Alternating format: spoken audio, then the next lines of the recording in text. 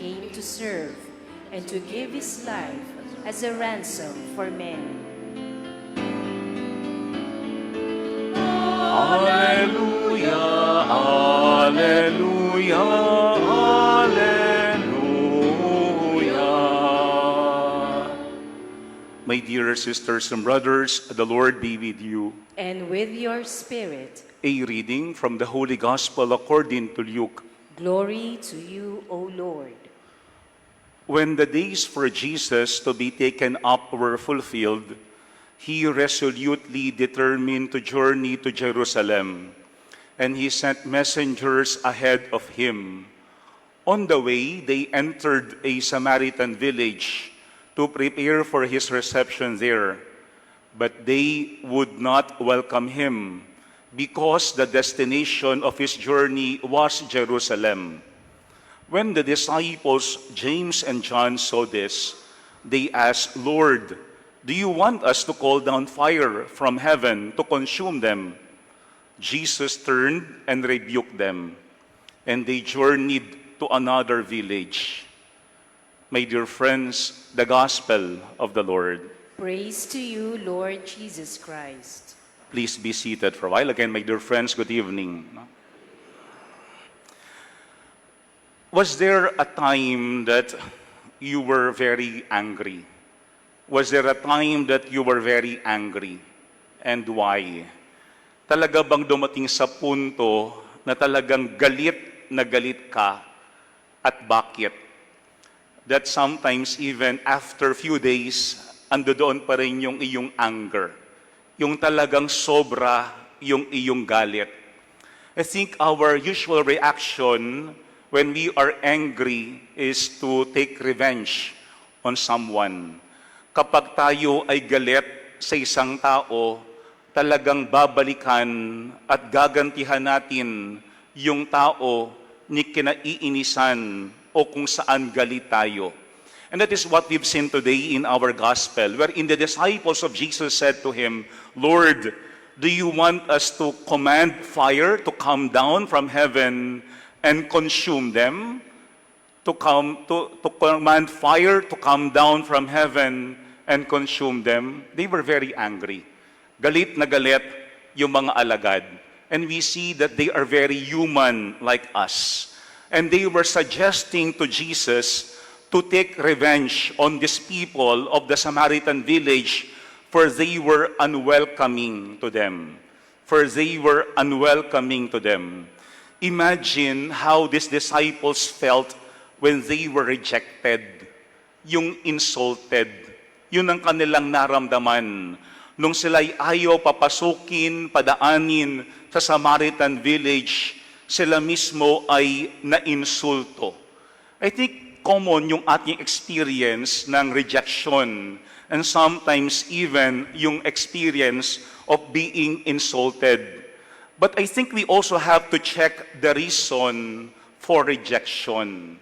The reason for rejection.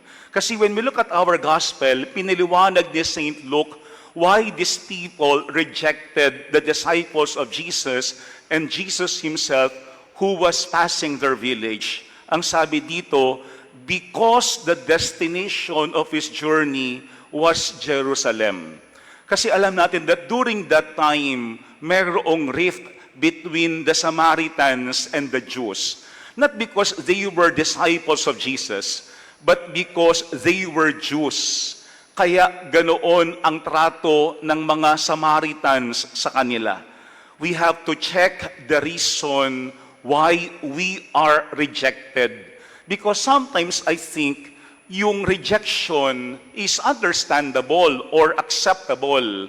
Kasi baka may mga pakakataon, nagpipilit tayong pumasok, pero sarado pa naman.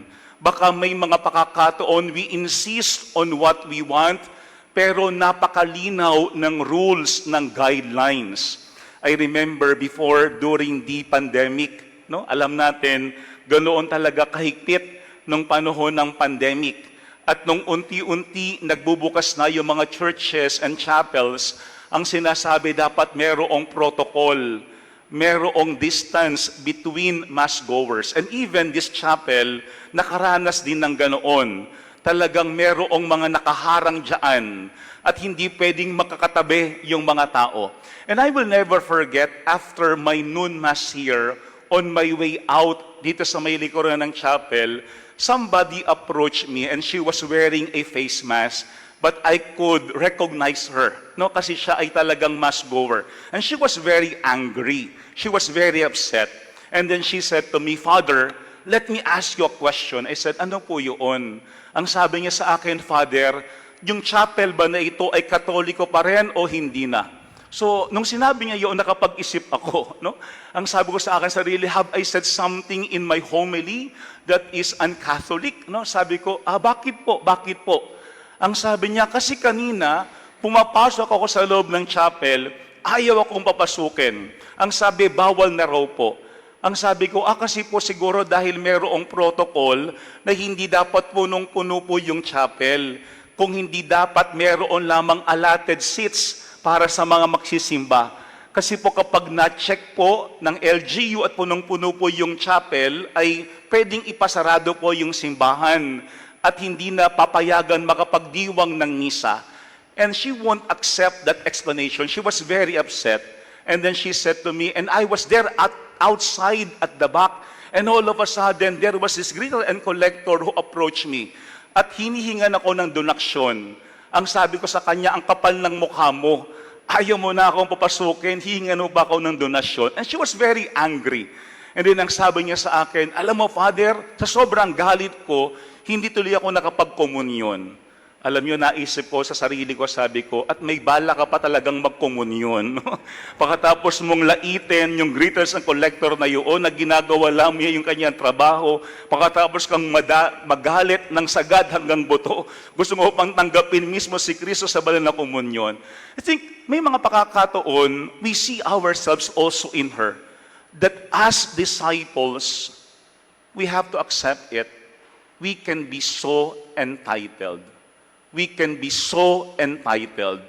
Pari, laiko, religyoso, mass-goers. At times, we could be so entitled. We want other people to treat us differently. Hindi katulad ng lahat. Hindi katulad ng iba. But look at what Jesus said today in our gospel to His disciples. Ang sabi ng ating gospel, He turned and rebuked them. Then they went to another village. Take note, sino yung ganoon ang reaksyon? The Son of Man. The Son of Man, Jesus Himself, when He was rejected with His own disciples, did not get angry. Hindi niya tinawag yung apoy mula sa langit para tupukin ang mga bayang ito. Ano lamang ang kanyang ginawa? He turned to His disciples, rebuked them, at ang sabi ng ating gospel, they went to another village. Yung kanyang response was not anger, kung hindi calmness. I think sometimes, like the disciples, we could also be very exaggerated in our response or reaction to rejection or to insult. Kaya nga may mga pagkakataon, we have to check also, baka yung master natin na si Jesus, hindi ganoon entitled. Tayo pang mga alagad ang very entitled. Baka yung ating Panginoon na sinusundan, hindi ganoon kung magalit. Baka tayo pang mga alagad ang talagang laging galit.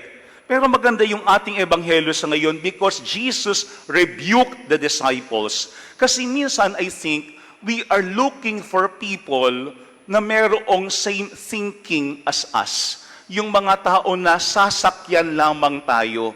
Yung mga tao na sasang-ayon lamang sa atin.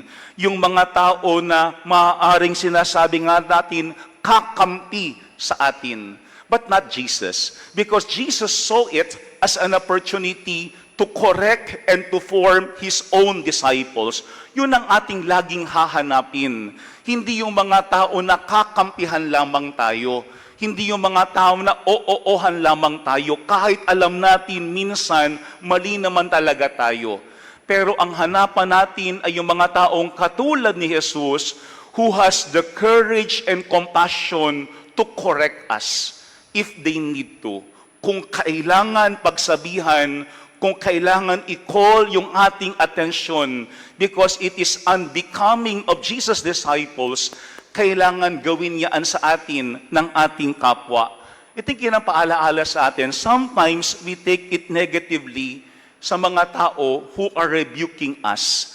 Ito'y minamasama natin. But our gospel is telling us, as followers of Jesus, remain open. As followers of Jesus, remain humble.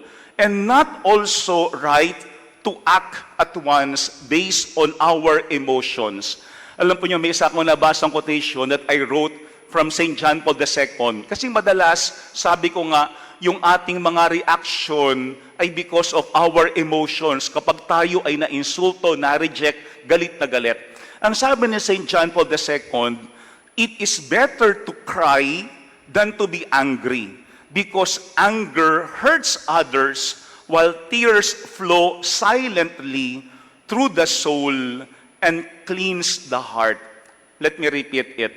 It is better to cry than to be angry, because anger hurts others while tears flow silently through the soul and cleanse the heart.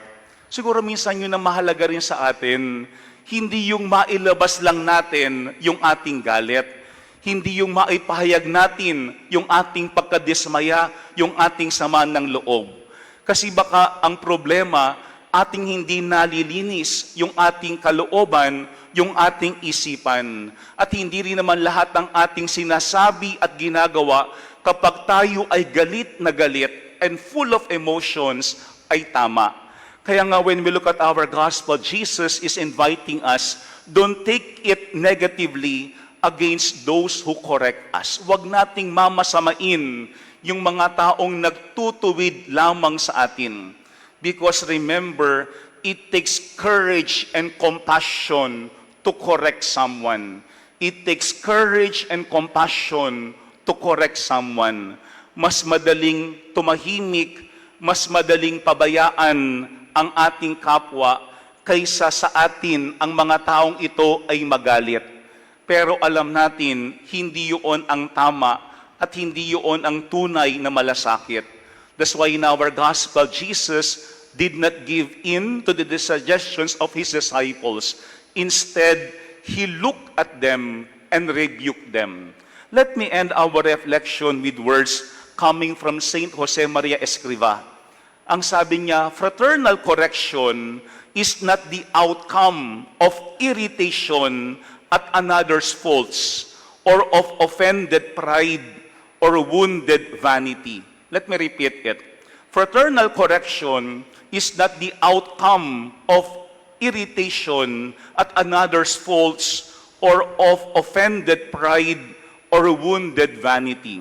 Kasi minsan, sinasabi natin, nagmamalasakit tayo, pero dahil natapakan yung ating ego, yung ating pride, kaya natin ginagawa yun sa ating kapwa. Pero ang sabi ni Saint Jose Maria Escriva, love is the only possible motive for fraternally correcting our neighbor. Love is the only possible motive for fraternally correcting our neighbor. Don't expect that Jesus will always agree with what we tell Him. Kasi kung talagang mali, He will rebuke us. Kasi yun ang ginagawa ng Master sa kanyang disciples. Remember our response today. Ang sabi ng ating response, God is with us. God is with us. We have to show it in the way we deal with one another. God is with us. Amen. When Jesus and the disciples were not welcome in the Samaritan village, Jesus did not only rebuke the disciples, but He took another route. He took another route. Nag-iba ng daan. Kasi meron namang ibang daan. Siguro magandang paalaala yan sa atin. Minsan, may mga bagay na maliliit lang na kailangan natin palampasin. Pero kapag tayo ay puno ng yabang, kahit maliit na bagay, ating hindi pinapalampas. Let us learn from Jesus. Check if there is another route and simply take it and not give in to anger.